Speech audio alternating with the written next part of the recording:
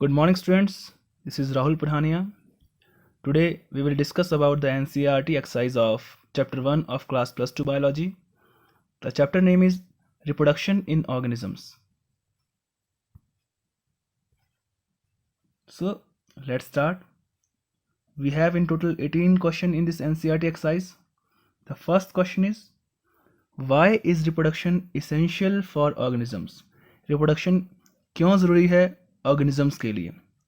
तो हम सभी जानते हैं for the continuity of life on earth और for the continuity of species, survival of species from generation to generation we need reproduction.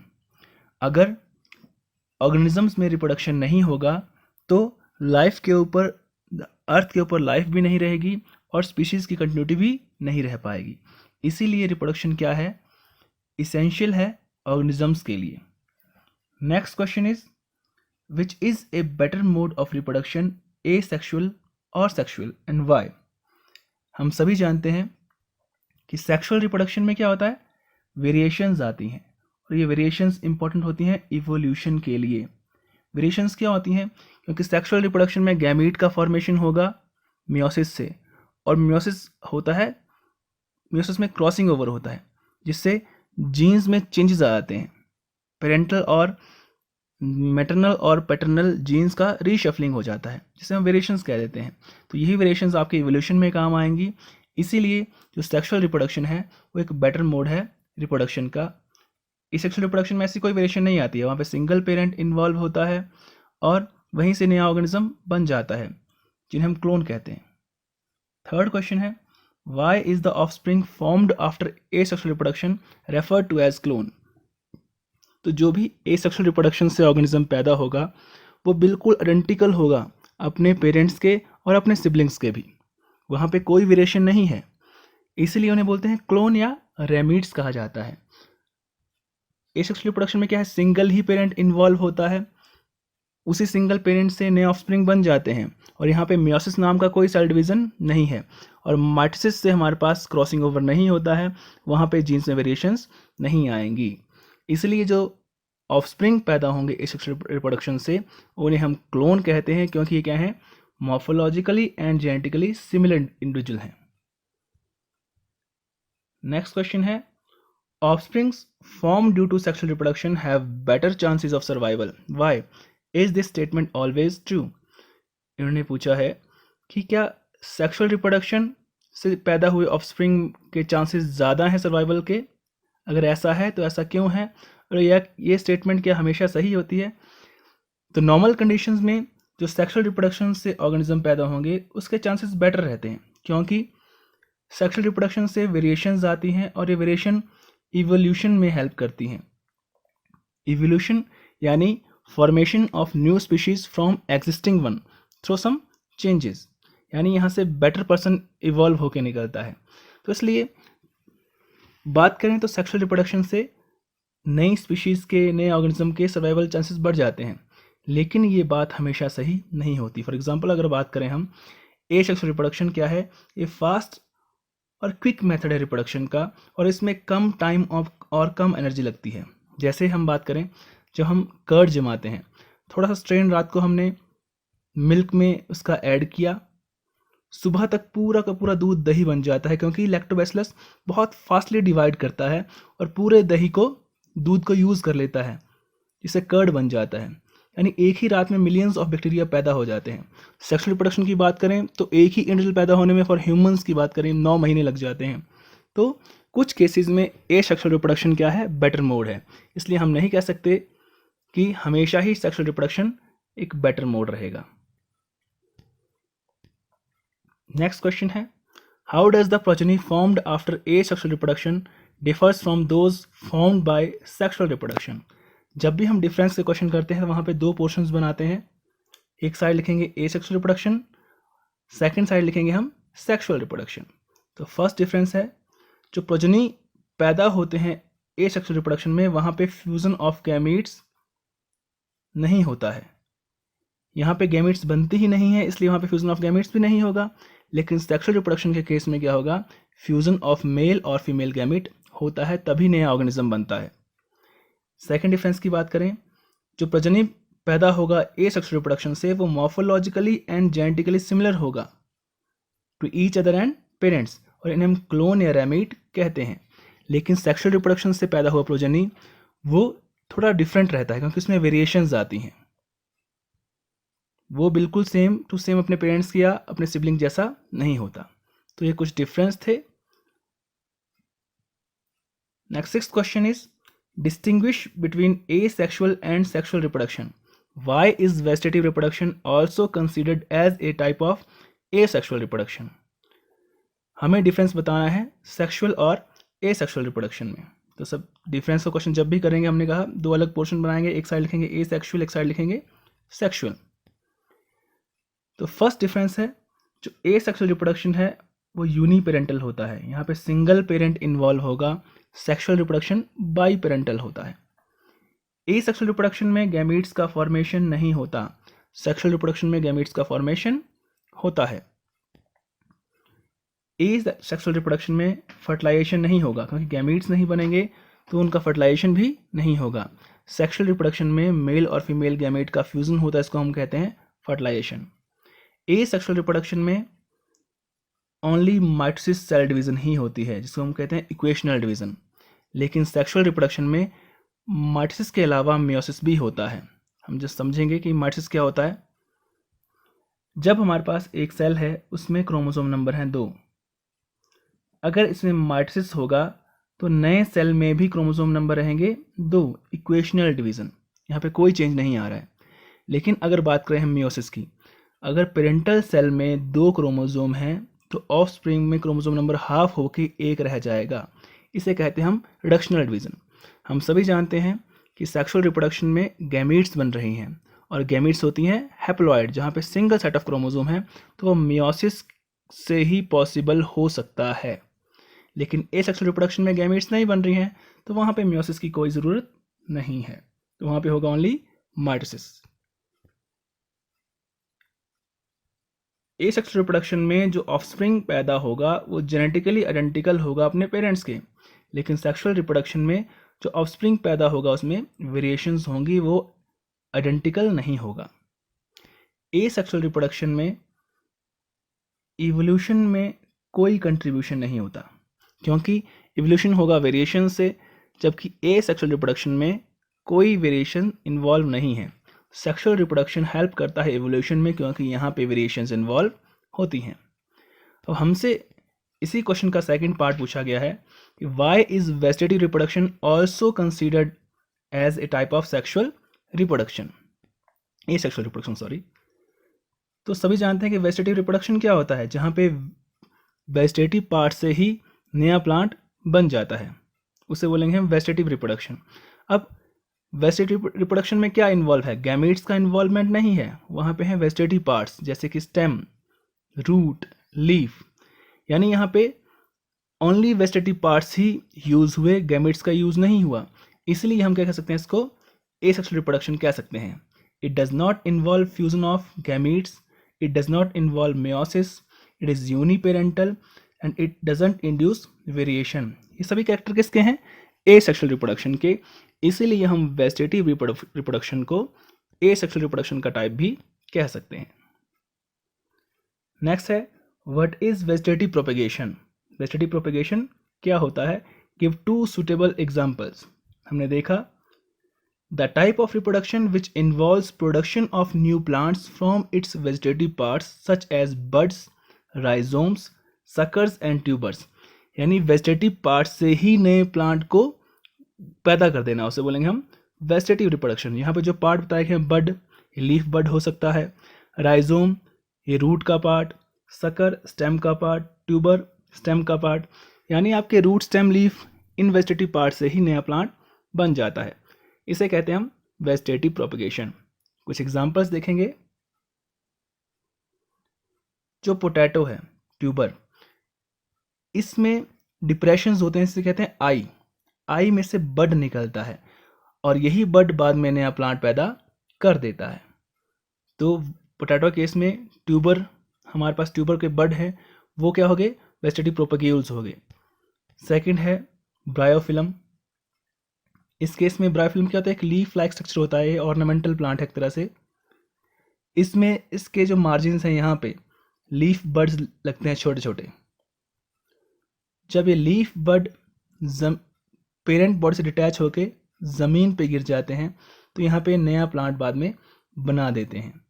इसलिए जो इसके लीफ बड है एडवेंटिशियस बड्स, वो भी वेजिटेटिव प्रोपेग्यूल की तरह काम कर रहे हैं।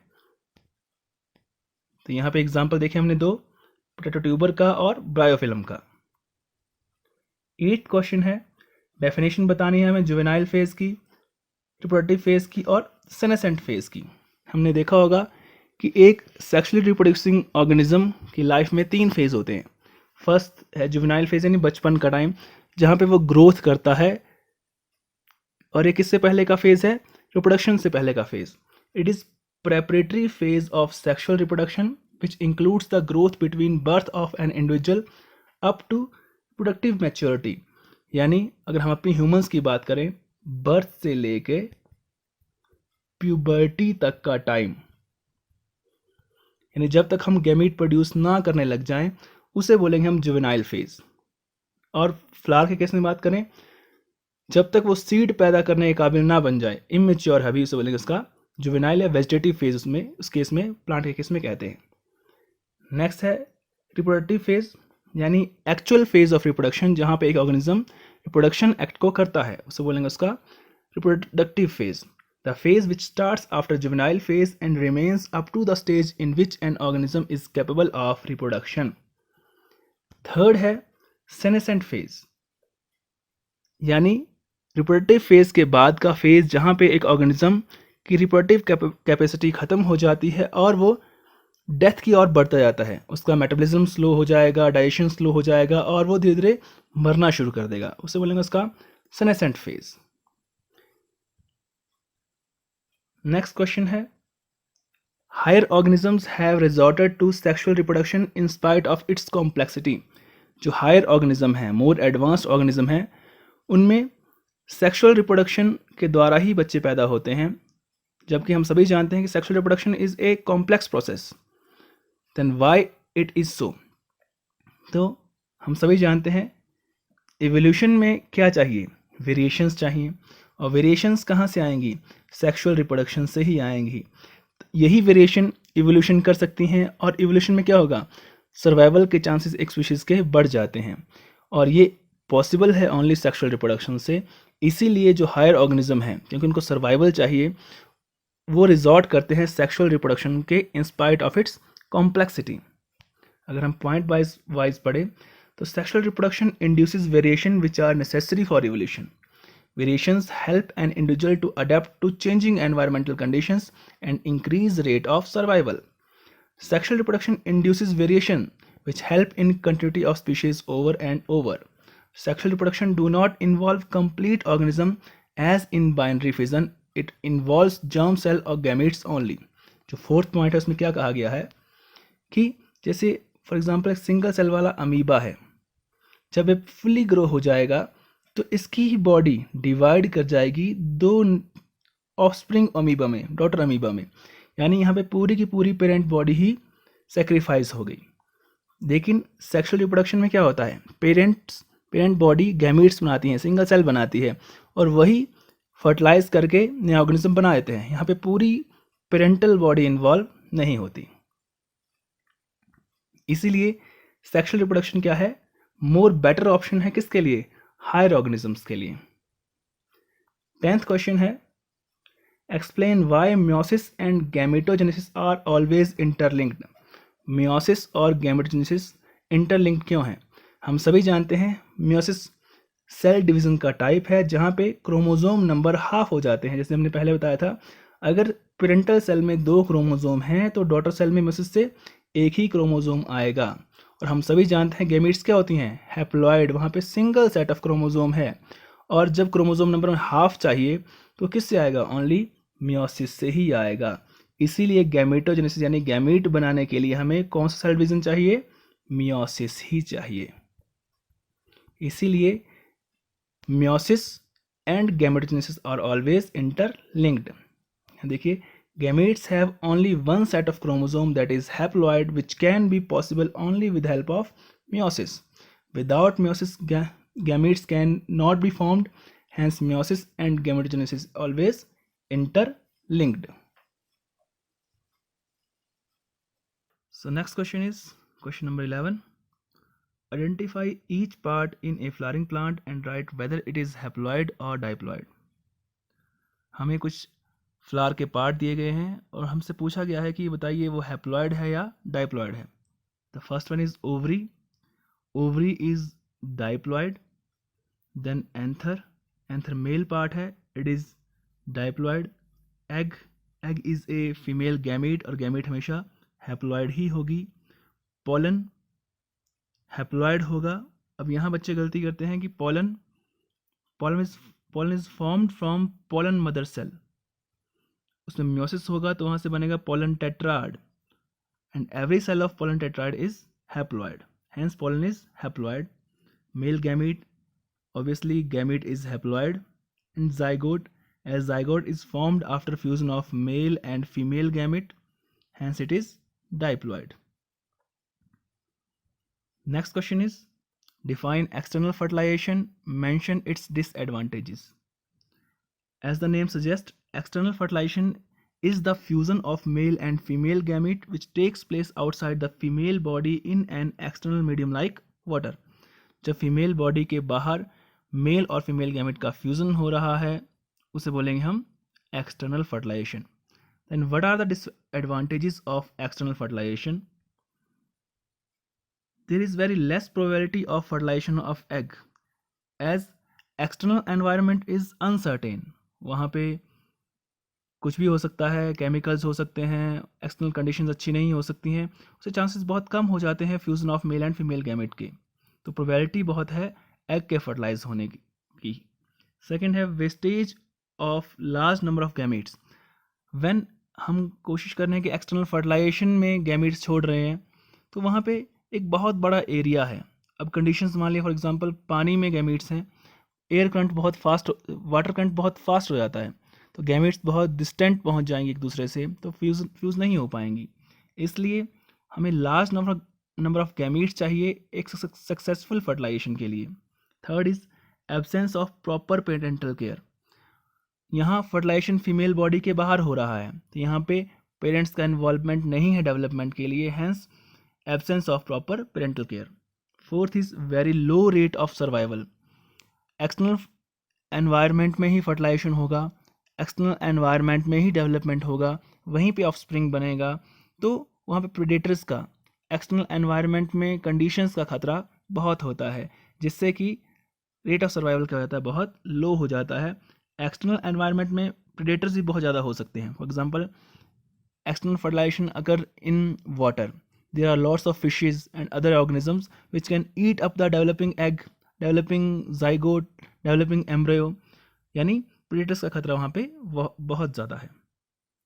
The next question is differentiate between a zoospore and a zygote. जब भी हम डिफरेंस से क्वेश्चन करेंगे हमने कहा दो पोर्शन बनाएंगे. At left side we have written zoospore and right side we have written zygote. So the first difference, zoospore is formed inside zoosporangium, ये स्पोरेंजियम के अंदर बनता है. And zygote can be formed inside or outside female body. It is formed after fusion of male and female gamete. Zoospore, as the name suggests, zoo means motile animal. Hence, zoospores are motile spores. Zygote may be motile or non-motile. Third is zoospore formed after asexual reproduction. ये बन रहा है asexual reproduction से, and zygote is formed after sexual reproduction. ज़ूओस्पोर में भी haploid और diploid, ये haploid भी हो सकता है, डाइप्लॉयड भी हो सकता है, depends on parental body. Zygote is always diploid because it is formed after fusion of male and female gamete. Zoospore takes part in dispersal, ये स्पीशीज को फैलाने में हेल्प करता है, ज़ाइगोट का ऐसा कोई रोल नहीं है. Next question is 14th question, differentiate between gametogenesis and embryogenesis. फिर डिफरेंस का क्वेश्चन है तो फिर से दो पोर्शन बनाएंगे. Gametogenesis, as the name suggest, Genesis means formation. Formation of gametes is called gametogenesis. Formation of embryo is known as embryogenesis. So the first difference is it involves formation of haploid gametes. In embryogenesis, it involves formation of multicellular embryo. Second difference, gametogenesis involves meiosis. Gametes कब बनेगी? Meiosis से. लेकिन एम्ब्रायोजेनेसिस में क्या होगा? Mitosis होगा, क्योंकि हमें एम्ब्रॉय के ओनली सेल नंबर बढ़ाना है. लेकिन गैमेट केस में चाहिए हमें हैप्लॉइड गैमेट्स चाहिए, तो वो मियोसिस से ही बनती हैं. And third is it involves formation of male and female gamete. Gametogenesis में मेल और फीमेल दो टाइप की गैमेट बनेंगी. एम्ब्रायोजेनेसिस में एम्ब्रॉय ही बनेगा. Next is 15th question. Describe the post fertilisation changes in flower. हमसे पूछा गया है फ्लावर में होने वाले फर्टिलाइजेशन के बाद के चेंजेस. इसको हम एक एग्जांपल से पढ़ेंगे. फॉर एग्जांपल, आपने कोई फ्रूट खाया है, जैसे गुआवा खाया है, अमरूद. इस तरह का अमरूद होता है. अगर इसको हम ट्रेस करें, इसका हिस्ट्री, इसके फ्लावर की कंडीशन तक, तो यहाँ से इसका फीमेल पार्ट होता होगा. इसके ऊपर यहाँ उसकी पेटल्स होती होंगी, यहाँ उसकी सेपल्स होंगी, यहाँ उसका मेल पार्ट यानी स्टेमन होगा. जब यहाँ से पॉलन ग्रेन आया, पॉलन ट्यूब बनी, यहाँ ओव्यूल के अंदर एम्ब्रॉय सैक में फर्टिलाइजेशन हुआ मेल और फीमेल गैमेट का, तो यहाँ पे एम्ब्रॉय बन गया ओव्यूल के अंदर. जैसे ही फर्टिलाइजेशन हो चुका है, ये जो ओव्यूल है इससे सीड बन जाएगा. ये ओवरी जो है इससे फ्रूट बन जाएगा. और जो नॉन इसेंशियल ऑर्गन्स हैं, जैसे पेटल है, सेपल है, स्टिग्मा, स्टाइल है, एंथर फिलामेंट है, ये सभी विदर आउट हो जाएंगे. Sepal, petal, stamen, style and stigma are shed. zygote develops into embryo. Fertilized ovule changes into seed and wall of ovary produce wall of fruit called pericarp. तो हमने देखा कि flower में फर्टिलाइजेशन के बाद क्या चेंजेस आते हैं. Next is 16th question. What is bisexual flower. एक बाइसेक्सुअल फ्लावर क्या होता है? Collect 5 bisexual flowers from your neighborhood and with help of your teacher find out their common and scientific name. As the name suggests, bi means two. The flower which have two sexes. That means it have both stamen and pistil. It have both male and female parts. It is called bisexual flower. And इसके examples, rose, rosa alba इसका scientific name है. कीकर, acacia निलोटिका इसका scientific name है. Sweet pea, लथाइरस ओडेटस इसका scientific name है. कचनार, बोहेनिया वेरिगाटा इसका साइंटिफिक नेम है. China rose, hibiscus rosa sinensis. Then question 17th. Examine a few flower of any cucurbit plant and try to identify the staminate and pistillate flowers. Do you know any other plant that bears unisexual flowers? हमसे कहा गया है कोकरबिट plant के कुछ flowers को देखिए जो staminate और पिस्टलेट हों. तो पहले हमें जानना पड़ेगा स्टेमिनेट और पिस्टलेट फ्लावर क्या होते हैं. Staminate word derived from stamen means male part of a flower. The flower which have only male parts are called staminate flower, और इनको हम मेल फ्लावर भी कह सकते हैं.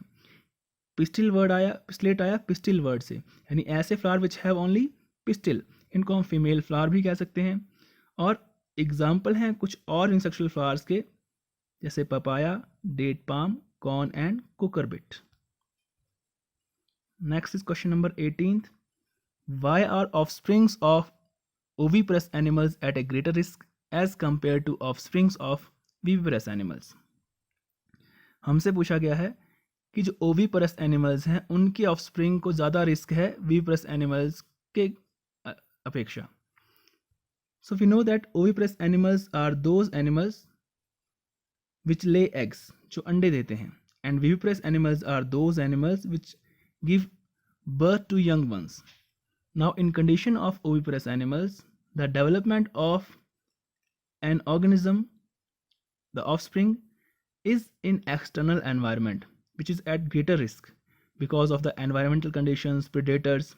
तो ओविपरस एनिमल्स की जो डेवलपमेंट है वो फीमेल बॉडी के बाहर हो रही है एनवायरनमेंट में, वहाँ पे उनको प्रीडेटर्स से या एक्सटर्नल एनवायरमेंटल कंडीशंस से खतरा बहुत बढ़ जाता है। वहाँ पे प्रॉपर पेरेंटल केयर नहीं है। लेकिन विवरस एनिमल्स के केस में क्या है, the development of young one occurs inside female body, वहाँ पे प्रॉपर पेरेंटल केयर मिल रही है, तो एक सिक्योर एनवायरनमेंट में है, इसलिए उनका सर्वाइवल रेट बढ़ जाता है।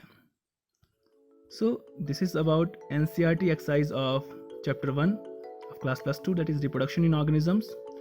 होप आपको समझ आया होगा। इसी तरह घर पे पढ़ते रहें, अपना ध्यान रखें। Thank you, have a nice day.